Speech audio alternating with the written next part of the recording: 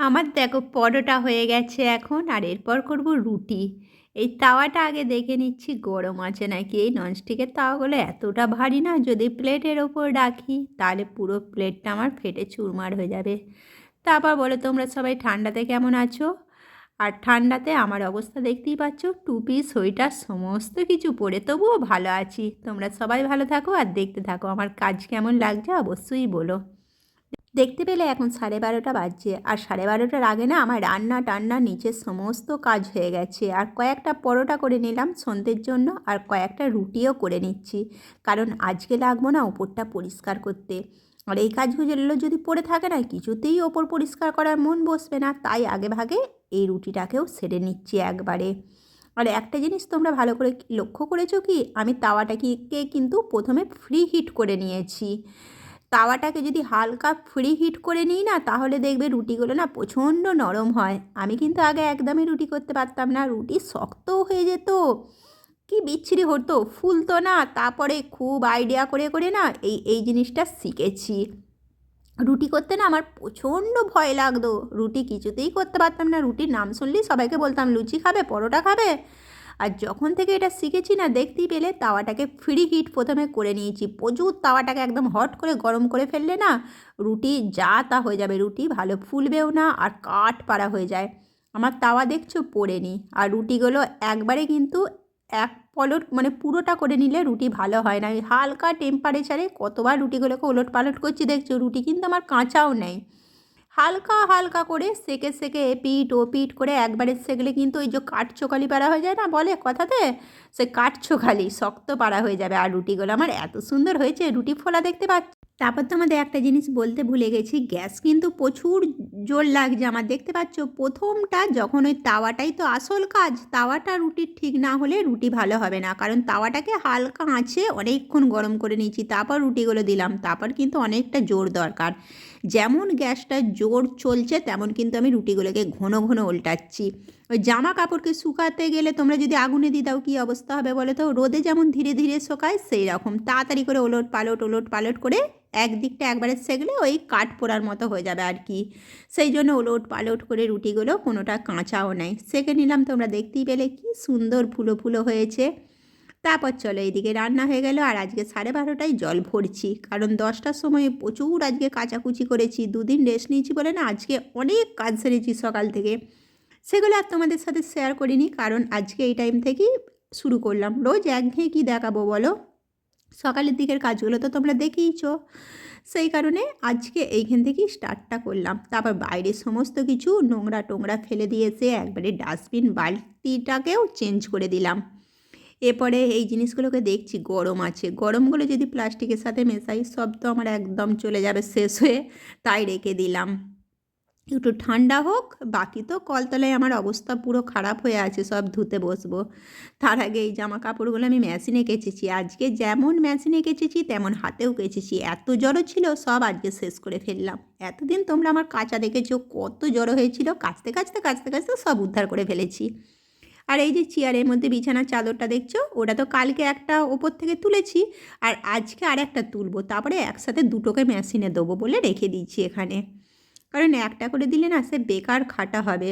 একটা কাজলেও মেশিনে যা অবস্থা হয়, তিনটে কাজলেও একই টাইম লাগে, কেন শুধু শুধু ডবল টাইমে পরিশ্রম করব বলো। তারপর কেমন বুটটা পরে বাসন ধুতে এসেছি দেখো। বুটটা কেন পরে আসি তোমাদের বলে দিচ্ছি, আমার নিজেরই দেখলে হাসি পাচ্ছে, যাতে আমার পাগুলো জলে না ভেজে, পাগুলো মোজাগুলো যাতে জলে না ভেজে। আমি কাজও করব কিন্তু আবার আমার না গা হাত পা সব পরিপাটি থাকতে হবে সেরকম। যা হোক মা হোক করে কাজ করতে হবে, আমি একদমই পারি না। আমি কাজ করব, গান চলছে কিন্তু একদিকে আমার এফএমে সুন্দর গান চলছে, সেই জন্য তোমাদের আমি সরাসরি দিতে পারছি না, ভয়েস করে দিচ্ছি। গানে তো কপিরাইট পড়বে, তাই আমি এক মনে গান শুনি আর নিজের মতো করে কাজ করি। চলে এবার বাসনগুলো আছে, বাসনগুলো আগে সেরে নিয়ে আজকে করব উপরটা পরিষ্কার। নিচের কাজগুলো পড়ে থাকলে না উপরে কিছুতেই কাজে মন বসে না জানো তো। এই কটা আমার সারা হয়ে গেলেই সমস্ত নিজের কাজ শেষ হয়ে গেল, তারপর রিল্যাক্সে উঠবো উপরে। আর এখন কিন্তু 1টা বাজছে জানো, 2টোর সময় ভাত খাবো, কারণ শীতকালে এখন 1টাতে ভাত খেতেই পারছি না, যেন মনে হচ্ছে সকাল। তাই চলো কয়েকটা বাসন ধুয়ে নিই, ধুয়ে নিয়ে ভাত খেয়ে তবে যাব ওপরে। আর কয়েকটা কাজ আছে, দেখতেই থাকো। এখন তার মনে করতে পারছি না, আগে বাসনগুলো ধুয়ে ফেলি।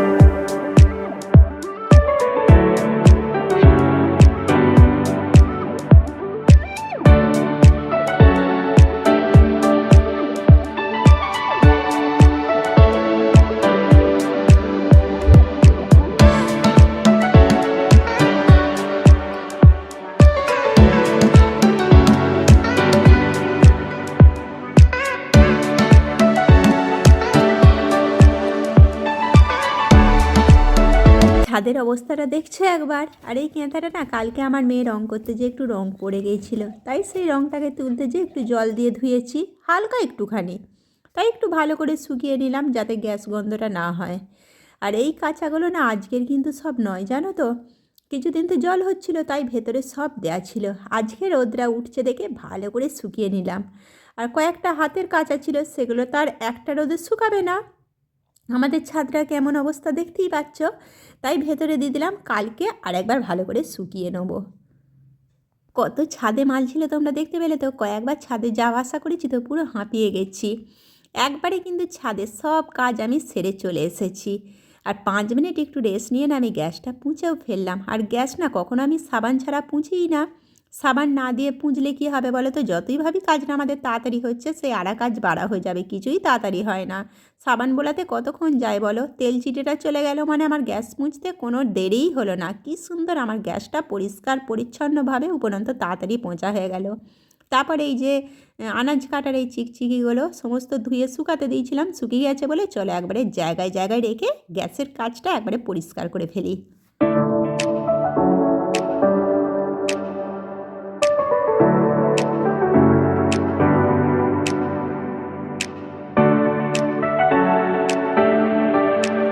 এই যে মাথার উনুনগুলো দেখতে পাচ্ছ, এগুলো কিন্তু আজকে যেগুলো ধুয়েছি সেই উনুনগুলো নয়। ওগুলো এক্সট্রা আমার কাছে একটা করে কেনা আছে সব, যাতে খুব তাড়াহুড়ো না করতে হয়, ওই ছোটাছুটি না করতে হয়। আর এই ওপরের হলুদ রঙের র্যাকটা না পাতলা র্যাক, ওইটাকে কাচবো, 2 দিন পর রোদ উঠলে কাচবো। আর ওই নীলটা দেখতে পেলে, নীলটা এর আগেই 15 দিন আগে কেচে রেখেছি, দেখেছো ওই ঘরেরই বিছানার মধ্যে পাতা। ভেবেছি যেদিনে বিছানাটা তুলবো সেদিনই পাতবো, এক্সট্রা করে কেন আবার তুলবো বলো। কাচতে তো হবে বিছানার চাদর, তখন পেতে ফেলবো। আর তোমরা কি লক্ষ্য করলে, আমি গ্যাসের সিলিন্ডারটা একবার লক্ষ্য করলাম যে বন্ধ করেছি না করিনি। আমি কিন্তু সবসময় বন্ধ করি, তবুও একবার মানে নিখুঁত হয়ে গেলাম ওপরে আসার আগে, এতে না আর কোনো পিছু টান রইল না, আর মনেও কোনো চাপ পড়লো না। আমাদের তো ভুল হতেই পারে বলো, সে তক্কাতক্কি করলে তো সেই বিপদ আটকে থাকবে না। আমি না সবসময় ওই তক্কাতক্কি এর থেকে না আমি শিওর হয়ে যাই, নিজে দেখে নিলাম মিটে গেল। এটা কতক্ষণ আর গেল বলো। তারপর নিচেতে সমস্ত কাজ ফিনিশ করে এবার চলে এসেছি ওপরে। কালকে ওপরটা অনেকটা হালকা করে রেখেছি, তোমরা দেখেছো, সেই কারণে না আজকে আর তেমন চাপ পড়বে না। আর কালকে একটা ক্যাঁথা তুলেছি, তুলে দেখতে পাচ্ছ মোটা একটা, খুব একটা মোটা নয়, একটা ওই র্যাক বার করে ফেলেছি। আবার যখন বেশি ঠান্ডা পড়বে তখন ওই লেপ বার করব। সব রকমই আমি বার করে রেখে দিয়েছি, ওই ঘরে আছে। এখন ওই শোয়ার ব্যবহারটা আর কি করছি না। চলো চাদরটা তুলি, তুলে বিছানাটা এবার কেমন ঝাপটাবো অবস্থা দেখবে। অবস্থাটা দেখতে থাকো কেমন। ভেবেছিলাম তুলবো, কিন্তু এই ক্যাঁথাটা তোলা না যা তা ব্যাপার নয়, একে পাততে অনেকক্ষণ টাইম লাগে। সেই জন্য ভাবলাম একটা ঘরকে নিয়েই যদি পড়ে থাকি অন্য কাজগুলো কখন করব, তাই আজকে ঝাপটে ভালো করে এটাকে পেতে দিই। চলো দেখতে থাকো।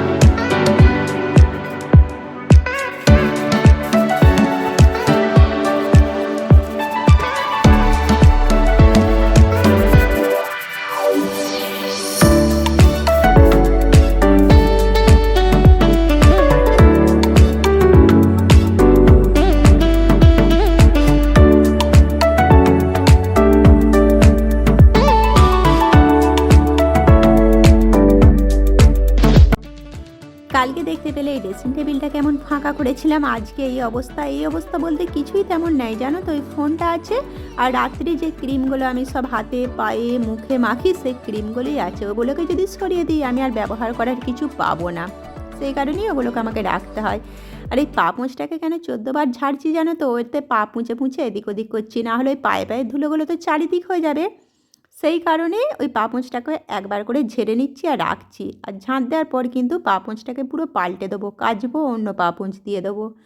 আর ওই যে মেশিনের ওপর মালগুলো দেখতে পাচ্ছ, ওইগুলো কিন্তু আগের সেলাইগুলো নয় জানো তো, ওইগুলো মানে আগের সেলাইগুলো শেষ করে ওগুলো আবার নতুন বার করেছি সেলাইগুলো করব বলে। এইভাবে একটু একটু করে যে কোনো কাজ করলেই দেখবে শেষ হয়ে যাবে। সব সেলাই নিয়ে ঘাঁটাঘাঁটি করলে আমার 2 বস্তা সেলাই কোনটা শেষ করব খুঁজেই পেতাম না। এইভাবে দেখো আমার অনেক সেলাই কিন্তু উদ্ধার হয়ে গেছে। তারপর এই ঘরটা না আমার কিছুদিন ভালো করে ঝাঁট দেওয়াই হচ্ছিল না, অন্য কাজ করতে যেয়ে তোমাদের তো উল্টো পাল্টা বলে লাভ নেই। সেই কারণে আজকে এত সুন্দরভাবে ঝাঁট দিয়েছি না যে এই ঘর থেকে 1 সপ্তাহ আর কেউ ধুলো বার করতে পারবে না। 1 সপ্তাহ আমি অন্য কাজগুলো এরপর আবার চেপে করতে পারবো। আর আজকে ভেবেছিলাম যে ঘরটা পুঁছবো না, কালকে পুঁছবো। তারপর কি হয়েছে জানো তো, এখনকার সন্ধ্যা মানে 5টা, আর 5টার সময় থেকে রাত 10টা পর্যন্ত কি করব, আর টাইমই কাটছিল না। তাই আজকে ঘরটাকেও মুছে ফেললাম। ঘরে তো আর তেমন কিছু নেই, দেখতেই পাচ্ছ, যাই যেভাবে আর কি ঝাঁট দিয়েছি, তাই 10 মিনিটেই কিন্তু আমার পোঁছাটাও হয়ে গেছে।